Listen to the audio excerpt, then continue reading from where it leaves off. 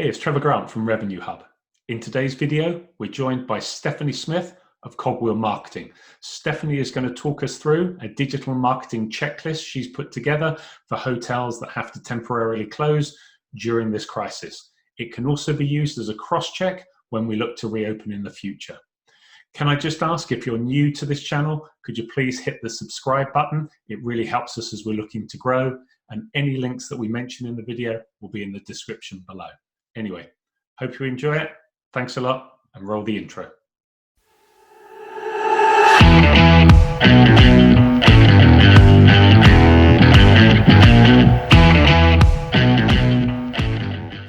So thank you for joining one of our Revenue Hub webcasts. Today we are delighted to be joined by Stephanie Smith. Stephanie is from Cogwheel Marketing. Hi, Stephanie. Hi, everybody. How are you? Good, doing great. Stephanie, you are a founder, you run Cogwheel Marketing. I mean, Cogwheel Marketing is a digital marketing company, but you're pretty unique in the sense that you work purely with branded companies.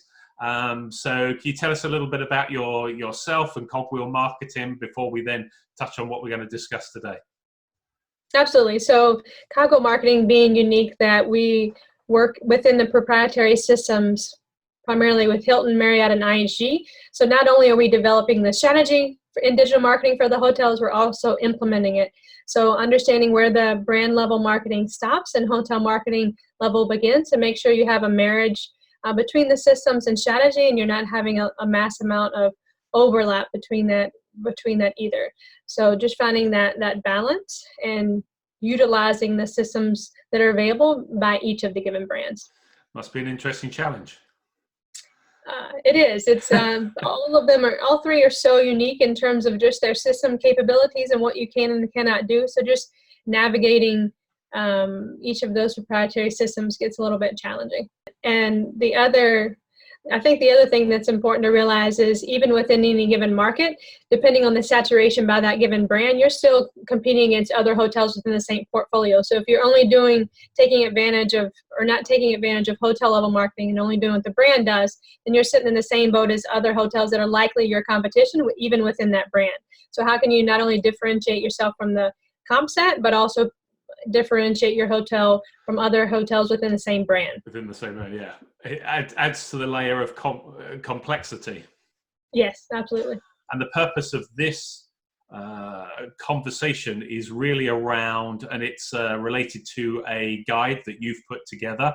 And so we'll make sure that there's the link to the guide so people can dive in, because there's a number of areas we're going to touch on which have some step-by-step instructions.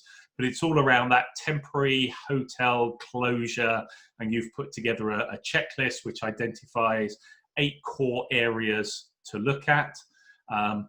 That's what we're going to dive into today. So let's get started, and taking number 1 on your checklist, which is the website. And again, we're looking at it from a focus of branded within Hilton, Marriott, IHG. Some of this may still apply to if you're an independent property, but for the purpose of clarification, a lot of it's talking from your expertise of working with those 3 brands. So where are we from a website point of view? Yeah, well, before we go there, I do want to say, because I'm based in the United States, and I know, this checklist may be a little bit behind the 8 ball in terms of timing for hotels that have already made that decision, Sure. Whether that be in Europe or Asia. But I would say you can also use this as a reverse checklist. So as you are coming out of this and you're looking at this to reopen, you just these are all the channels, websites that you also need to check to make sure your information is clear, and that when you are open, that you're communicating that. I think one of the things that we've seen a lot, especially when you're hearing about all of the call volume that a lot of these websites, especially the OTAs, are not able to handle that amount of call volume. Yeah. So one of the reasons we put this together, depending on what channel you use, you want to make it very clear whether you're open or closed and what amenities you have or don't have. So even if your hotel is open, but your pool or your restaurant are closed, you want to make sure that that's super clear across the board, no matter what website that they choose to potentially research your particular hotel. Yeah. So, in that same vein, what can you do to reduce that call volume and make it easy for them. And then when you're open, you want to make sure that it's very clear, yes, you're bookable, yes, you have inventory, yes or no, you're not open. So anything you can do to bring that call volume down, not only to your hotel, but also through the other channels, will help reduce those friction points. Yeah, no, very sensible. So then, so on the websites, we're looking at it from a purpose around the kind of temporarily suspending the operations. What should we be communicating? What are the messaging we should be putting out there on our websites? What are some of the key takeaways in that area? Well, I think the first thing you want to think about is what that verbiaging piece looks like, and do you have an end date? Most of these websites, whether it be your own or other ones, are going to look for an end date. I know that's a moving target depending on what's going on, but trying to stay on top of that is key in that communication piece. So with each one of the brands, most of them have some type of alert system that would show up, with something in red or something highlighted at the very top of the website, just so it's first and foremost. Yep. Same thing if you have an independent site. I really like the pop-up, but you also want to have some other type of alert too, in case their browser has pop-ups turned off. Good point. So if you don't have, I would say if you're using the pop-up option, also update your FAQs and put that alert at the very top of the website. So just kind of navigating through each one of the systems, and the checklist kind of goes in detail. Even if you're not super familiar, have done that before, I tried to make it so simple. Maybe you have a marketing team that's unfortunately been furloughed. Even as a GM, you should be able to kind of look at these and click step by step to make sure you go through because most of these are going to need to be self done as well, because a lot of the brand teams have also been furloughed as well. Furloughed as well, yeah. So you kind of have to take a much more self-managing, self-guided, yeah, absolutely. DIY approach. DIY approach. Yeah. Absolutely. And the systems, again, when you're saying about, you mentioned about sometimes needing an end date, will the systems require an end date, even though there isn't an end date necessarily there? Or are there some constraints in there that you're just going to have to kind of pick some criteria, even though you may not know definitively, and then just keep a rolling watch on that? So yes, you are going to have to, with some of the systems, I say maybe half of them are going to require an end date. Okay. So I know you're not going to want to put one, so you just put whatever your best guess is, and then keep the checklist handy so that you can go back and notate which ones you have a date and which ones need to be modified at a later date. Yeah. I guess I'm on the fence whether you should put one farther out and move it forward. Usually that happens, like with openings, that's usually what happens with the major brands when you're doing a new development. They put it really far out, and as you get closer in, they bring that opening forward. Pull it back and back and back. Yeah. So that, that's a potential option here. I guess it depends on how you talk with your revenue management team and define how you're managing your inventory levels. Okay, so that's the key messaging around the website. I know your second point was to look at your inventory systems. So just take it through the key headlines on that one.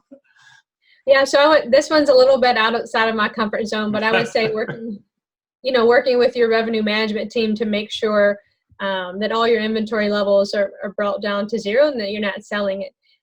So I would say, usually I'm working with the revenue manager hand in hand. They'll go and update those, and then I start doing shops, just manual shops on each one of the OTAs, check a couple of those, random ones. I try to utilize the meta search sites to make sure one isn't squeaking through, or some type of extranet isn't pulling inventory somewhere.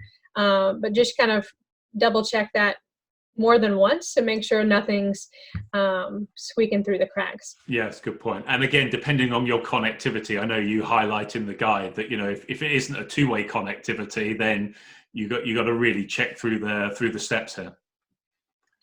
I know that's. I'm sorry if people don't have that two-way connectivity. That's going to make things much more difficult, but it is what it is, I guess. But it also highlights the importance of checking each step, and then, as you say, doing the shopping to check that nothing is being missed. Absolutely. Okay. Central reservations. was your third area that you were touching on. And I know in the guide, you've got a number of I think around the Hilton area, there's a number of steps that need to be taken. You've kind of outlined that step by step. But in broad terms around this topic, what should we be thinking about? Yeah, so each one of the brands, so central reservations just being people that are going to circumvent calling your hotel directly and calling the 1-800 Marriott number or whatever that is, or their loyalty platform, especially if they're, depending on their demographics, they may be used to using this method for booking, so they may also be using that same methods for cancellations and whatnot. So you want to make sure that that team can give out the correct info on your hotel's behalf when they call that central reservation system. Should be quick and easy within the, for Hilton specifically, like if you've opted into their ResMax program, which is an opt-in program that most hotels do utilize, you want to make sure that data is easy for them to access. And in IHG's system specifically, there's certain form fields within their CMS that you can put messages and alerts to that central reservations office. So just making sure that's front of the line for them when they're answering the phone. All set up to direct it in the right way. Absolutely. Yeah. Okay. Super. Okay. The next area, there's a number of kind of because we're looking at local listings. So we then got Google, Bing, Yelp, a number of others. So quite happy for you to kind of take whether you want to wrap them all in, whether there's certain ones you want to highlight and key points to consider. But I mean, as I say, we're going to be looking at, so in your list, you've got Google My Business, Bing Places, Yelp, TripAdvisor, Yext. Over to you. What's the best advice? So I want to spend some time on Google My Business first, because that's going to be, in my opinion, if you do nothing else from this checklist, this is probably the one that I would put as number one priority. Yep. And I'd been waiting on this feature to come out in GMB for quite some time. So within that GMB, Google My Business ecosphere, previously there was just the kind of permanent closure option, and we obviously didn't want to take that route. And the temporary close option, Google seemed to basically define it and on an industry level. So it was available in some industries before it was available for the hotel industry. Okay. Yeah. So it took some time. It actually delayed me writing this checklist almost a week and a half, because kind of strange. There were so many articles that was like, it's coming soon, but it hadn't actually made it into the GMB functionality yet. So finally, it was an actual option to do temporary close. So a couple of caveats with that. There were a lot of people that hesitated using that temporary close because they were afraid it was going to hurt their rankings within GMB or within Google search. Yeah. But there's been some articles that came out that said that shouldn't be the case. And the other thing is that you can't accept new reviews during that time, which is actually probably a positive thing. So both Google My Business and Bing Places now do offer the temporary close option. Bing Places also was fairly late, in my opinion, to the game in offering that. So, but it's nice to see that both of those options are available. So if nothing else, if you don't feel like doing any of these other local listing options, just do Google My Business. I think the other thing that people will find out as they go through this checklist, hopefully you already had logins to most of these places. Because if you're waiting until now, especially if you need to get access from the brand, if you're waiting until now to get that, you are going to be waiting for waiting a while, yeah, I was going to say. Yeah. So the other two local listings that I notated on here were Yelp and TripAdvisor. I would say those have a lesser priority than the other ones. Yelp, especially for hotels, isn't as popular within the search functionality. And TripAdvisor obviously is going to be an important one. I mean, the good thing is if you have all your I's dotted and T's crossed with your PMS and inventory, your TripAdvisor listing will still load and it just won't pull the inventory. So that's good. But that's with TripAdvisor is one of those that absolutely require a date range for the closure. So if you're going to that route, that's one of them that you absolutely have to have the dates. The last tool that I'll touch on, or local listing platform, is Yext. A lot of people may not be familiar with that, but it's a back-end platform that all the major brands, Marriott, Hilton, and IHG, use to distribute to each of the local listings. So Yext is going to push out to Google My Business, going to push out to Bing Places, TripAdvisor. A lot of these, they don't always talk the same language, but if you do have access to that one would be one you want to make sure is updated. It also needs a close through date as well. If you don't have access to this one, though, prior to the furloughing of the major brand employees, it's probably going to be hard to get that access. But that is an aggregate website that pushes out to a lot of different websites. Got you. Okay. So we looked at the local listings. The next two are OTA, so Booking.com and Expedia. Are there differences between them? Do you want to talk about them as a collective? Again, I mean, over to you if it's easier to separate them out. Feel free to do it that way. Yeah, so I would definitely put Booking.com and Expedia in the same boat. Even if you're an open hotel, I would suggest looking at, how you've changed your amenities, whether, again, are you close your pool? I know a lot of my hotels also close their fitness center, just from a standpoint. So making sure that that's very clear within those OTA websites as well. The other part I want to highlight outside of the temporary closure functionality is the guest messaging piece. And I think this is just in the whole scheme of marketing is an underutilized tool that each of the OTAs have. And you can go into each of their extranets or admin panels, and there's a messaging section and templates you can build out that are super easy. So you can send messages to guests after booking, pre and post stay, and whether that's communicating a book direct strategy or whatnot. There's a lot of flexibility in leveraging that guest messaging component that I think's just underutilized in the whole scheme of things. So just to clarify for my own peace of mind here as well, so there's going to be a lot of bookings sitting in the system. Now, I know there's been articles written recently about how the OTAs are handling cancellations and refunds, and that certainly created some issues here in Europe. I don't know how much. I assume probably the same in the US as well. So, if I understand correctly, this actually enables the hotel a way that they can reach those guests with some kind of messaging that would be direct to them. Is that right? Well, I think the way I could not figure out, maybe it exists and I just couldn't figure out. I couldn't figure out how to do a mass email to everyone on the books. But if I was staying open, if I had hotels that are open, and for example the fitness center was closed, I would have a message. I would use that messaging to say, a couple days before check-in, hey, just so you know, this is closed, or this unfortunately isn't available. We're talking about OTAs. The next step that you then were looking at in terms of media, whether this is paid media or social media, you've separated those two things out. Looking at the checklist, your recommendation on paid media seems a very straightforward message. And this one's a hard one, because I think there is, you do want to have an ongoing marketing presence.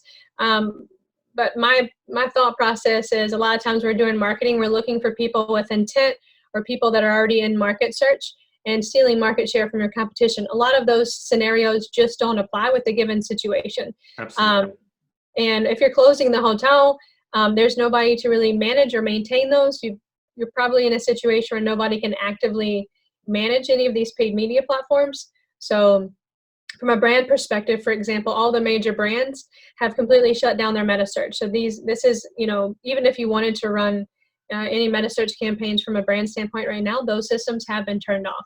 Right. You can still run, individually on your own Expedia travel ads. But again, I would, I would say as you're coming out of this and you have a solid date and you know exactly when you're going to open, you can absolutely turn an Expedia travel ads on based on that travel window, and try to take advantage of some of the lower cost per clicks that are out there.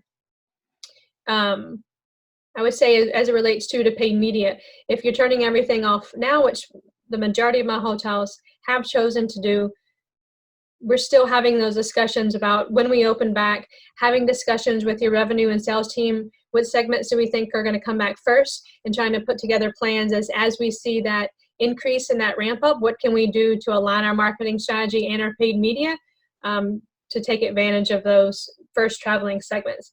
Yeah. I think what's going to happen, at least in terms of the majority of the cost per clicks, whether that's in SEM or meta search, are super low right now. So if you get in on the right time, I think there might be a little bit of a first mover advantage back into those spaces. Yeah. So being able to maximize those. Yeah, that seems a natural process to be considering.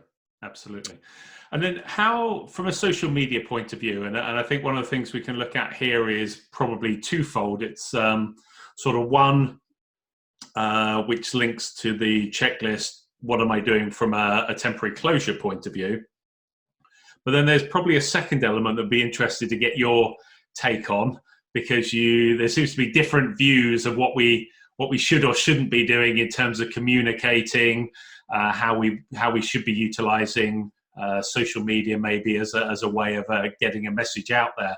So if we focus first and foremost on how you're utilizing the social media from the temporary closure point of view, and then maybe we could kind of pivot a little bit into what we could be doing more generally to kind of keeping a message out there so people stay aware of us. For sure. So from a temporary closure standpoint, again, if someone is potentially going to be researching to see if you're open or closed, there is a way to, once you have that defined verbiage that you may have used on your website, you can do a post within Facebook, and then you can basically pin it to the top. So when you do that, no matter when they access your page, if you do a post after that, that basically always puts that one at the very, it's always at the very top. So just another way to communicate that messaging. But on the other hand, let's say if you do have a temporary closure and you're super creative, or you have a Canvas or PicMonkey or some system like that, you can develop a new cover photo that just makes it also super apparent in addition to the post. Yeah, so that's a good idea. Yeah. It's an additional step, but there's already, most of the systems already have created, template options, and you just sub out your logo maybe in your verbiage so that you have something that you can place first and foremost. And then on the opposite side, when you're going back into that, you want to obviously do the reverse and do a "we're opening as of date," making sure that's prominent as well. So just switching that messaging. And would you say, I mean, if you've had to put on your website, and as you say, through some of the other, I think you said through TripAdvisor as well, then they require specific dates. I know these things aren't aligned, but would you consider, if you're saying, okay, it's a temporary closure, if you do change that image, putting in the planned a date around a planned opening, because you could then always change that image, I guess, to bring it forward if the situation does change? Would you go as far as being that specific out there, or would you leave it still quite vague? Maybe I would leave it vague if you have the opportunity to leave it vague. Just because you have no idea. I think what I would do is when you have that confirmed opening date, and my guess is most hotels aren't going to know that with any level of definitiveness until probably a week out. Then you can recommunicate opening as of, just looking at the, traditional booking window for that hotel, especially from a transient standpoint. I think if you were able to communicate the new opening date about a week out, you would, have your bases covered. So certainly jump on that and get that done. Absolutely.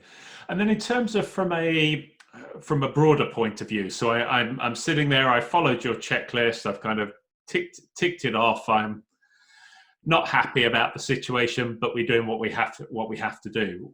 What should I be doing? I don't necessarily have staff.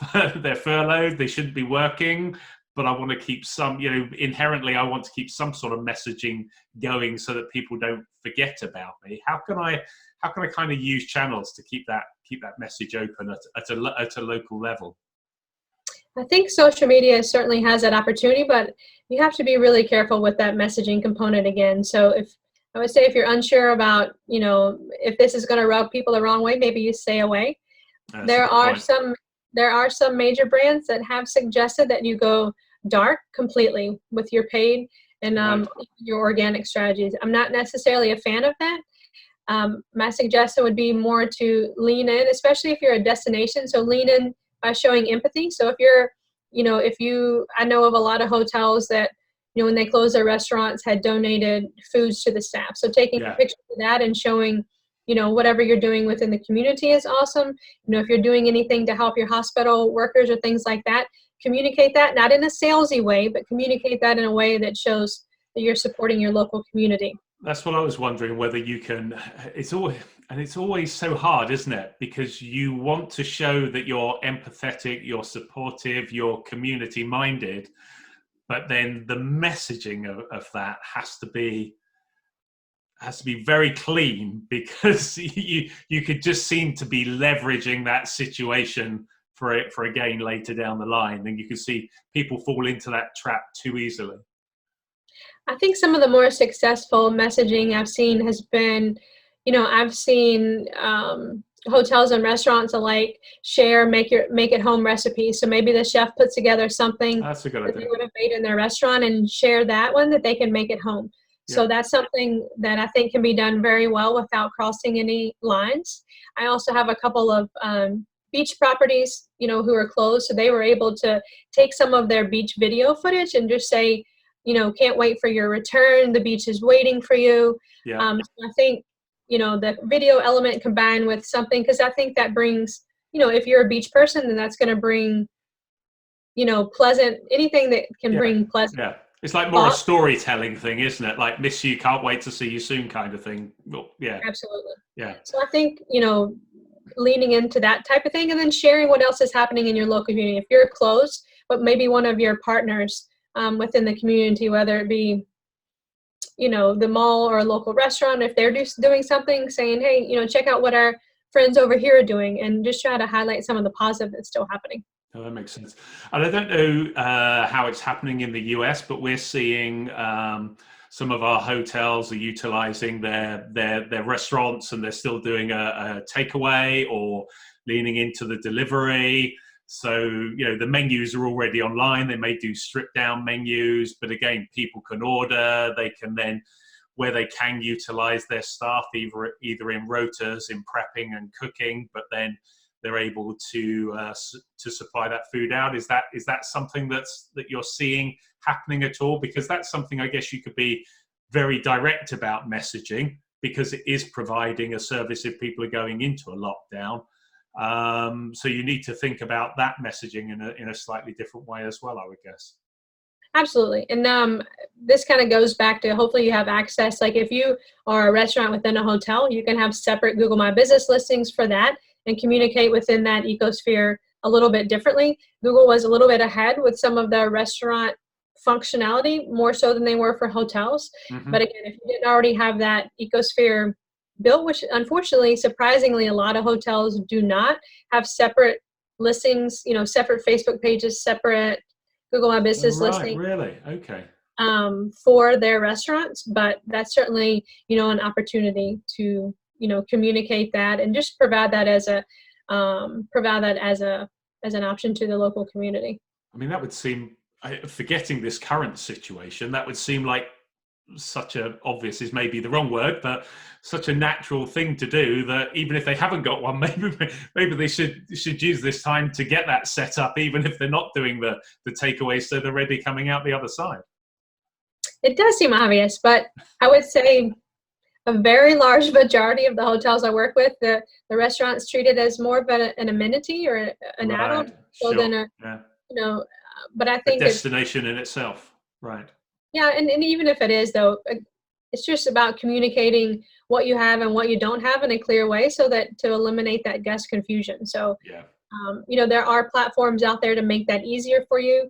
For example, single platform, if you don't want to have to go and individually update all of these different websites with any new menus that you have, there's a single platform that will allow you to distribute that menu in one place versus having to log into all these places all the time with your new menus. Gotcha. So I think, leveraging stuff like that makes things easier. Very good. We digress slightly, but still useful. But it all fits in around that messaging piece, doesn't it? I mean, we don't need to be too sensitive around it. It's a tough time, but people have still got to try and keep their businesses open as well. And so if you are doing something, then you still have the ability to be telling people that you are providing and offering this service, whether it be free and it's a community message to key workers, or whether it's a takeaway service that you're using your restaurant for, and that will still be of value to people. So it's just getting the right tone and the right message in the right way, I think, is what comes out of that. Brilliant. Well, look, I mean, this was really just to cover off around a very specific topic. Unfortunately, very unique in these circumstances, and hopefully won't be needed again in the future. But a number of excellent bits of advice in there. And as I mentioned at the outset, we'll make sure that there is a link back. You've got a downloadable checklist as well. So we'll make sure that the link is built into the verbiage below the video and below the podcast, so that people can access that and download it and then run it through themselves. Thank you so much. Always great to talk with you. Great to have the opportunity to go through this and bring you onto one of the webcasts, and look forward to catching up with you again in the future on another topic, I'm sure. Thanks. And again, you can find me at cogwheelmarketing.com or Stephanie Sparks-Smith on LinkedIn, where we share practical and strategical digital marketing insights for branded hotels. So look forward to seeing you on one of those platforms. Perfect. We'll make sure your links are in the details below as well. Thanks for that, Stephanie. Take care. Thank you.